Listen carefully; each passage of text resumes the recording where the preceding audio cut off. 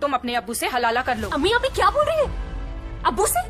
वो हमारे पिता है और आप कह रही है कि हम उनके साथ सो जाएं? हाँ तो उसमें बुराई क्या है? हलाला ही तो करना है, और वैसे भी है हमारे मजहब का रिवाज है। इस्लाम को बदनाम करने के लिए दूसरा सबसे बड़ा वेपन जिहाद के बाद हलाला। ये हलाला क्या है और क्या वाकई इस्लाम में हलाला जायज है? और अगर जायज नहीं है तो ये मुसलमान हलाला क्यों करते हैं? देखो, ये बात तो तुम्हें माननी पड़ेगी कि इस्लाम को जितना नुकसान खुद मुसलमानों ने पहुंचाया है उतना किसी और ने नहीं पहुंचाया। ये हलाला क्या है, आओ इसकी कंप्लीट पिक्चर समझते हैं। इस्लाम में हलाला दो तरीके का आया है। नंबर 1 नेचुरल हलाला एंड नंबर 2 प्लान्ड हलाला। दोनों को समझते हैं। सबसे पहले आओ नेचुरल हलाला पर। एक मियां और बीवी में बात बन नहीं रही, नौबत तलाक तक पहुंच चुकी है। अब तलाक कुरान के हिसाब से होगा।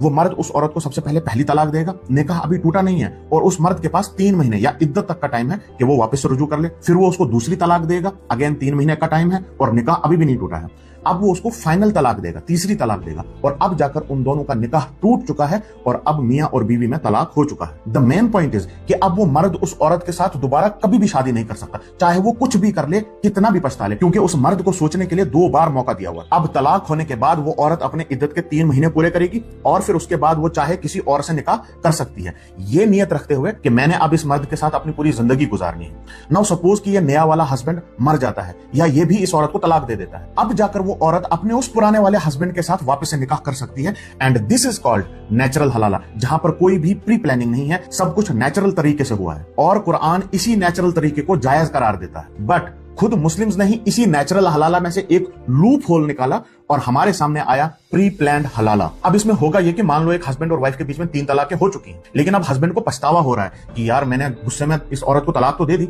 लेकिन मुझे यही बीवी चाहिए थी, लेकिन अब वो उससे दोबारा शादी कर भी नहीं सकता है। तो अब वो करेगा क्या?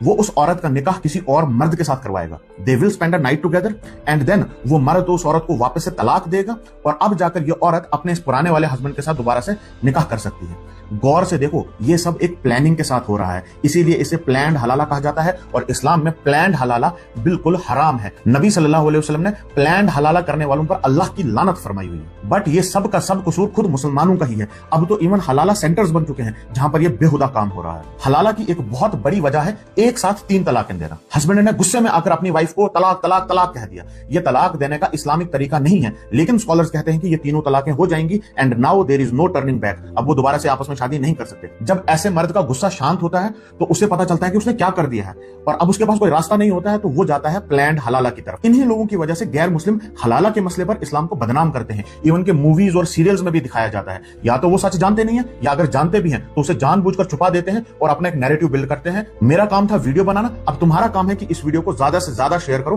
ताकि प्लान्ड हलाला को इस्लाम के साथ ना जोड़ा जाए। तुम्हें इसका बहुत बड़ा सदका जारिया मिलेगा।